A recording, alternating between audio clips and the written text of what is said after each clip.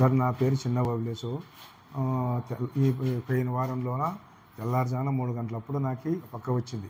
ఇక్కడ పక్క వచ్చిన తర్వాత గుత్తిపోయిన తర్వాత ఆడ ఇంజక్షన్ ఇచ్చినాడు. ఇంజక్షన్ ఇస్తే మన వల్ల కాదు, డైరెక్ట్ మీరు కర్నూలు పోండి, పలానా కామినీని హాస్పిటల్కి పోని అన్నాడు ఆయన.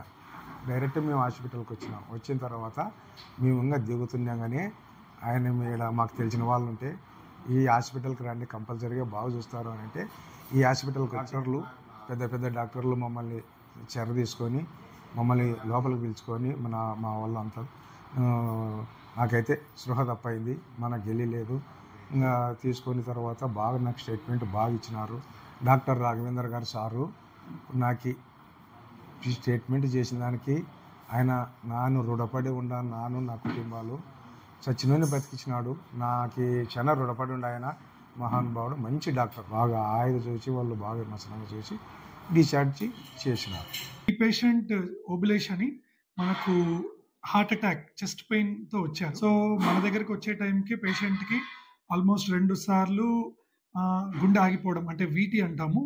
సడన్గా వెంట్రికులర్ టెకికార్డియా వచ్చి హార్ట్ బీట్ 300కి అలా వెళ్తే మన ఎఫిషియెంట్ ఎమర్జెన్సీ స్టాఫ్ షాక్ ఇచ్చి, కార్డియోవర్షన్ అంటాం దాన్ని, షాక్ ఇచ్చి దాన్ని నార్మల్ చేశారు.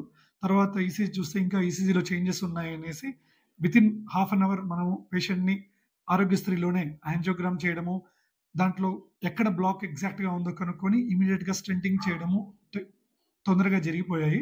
సో ఇవన్నీ చేస్తున్నప్పుడు పేషెంట్ బీపీ లోగానే ఉండింది. సో ప్రొసీజర్ అయిన వెంటనే 24 గంటల్లో పూర్తిగా కోలుకున్నాడు.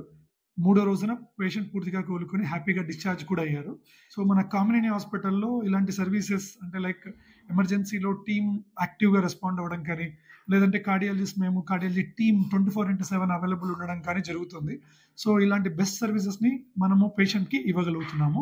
సో ఇలాంటి సిచ్యువేషన్స్లో ఎంత ఫాస్ట్గా మనం చేయగలుగుతామో పేషెంట్ సర్వైవల్ అంత ఫాస్ట్గా ఉంటుంది.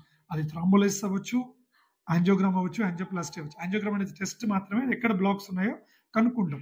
సో దాంట్లో బ్లాక్స్ కనుక్కున్నాక ఇమీడియట్గా స్టెంట్ వేసుకోవడానికి యాంజియోగ్రామ్ అనేది మనకు ఉపయోగపడుతుంది. Thank you.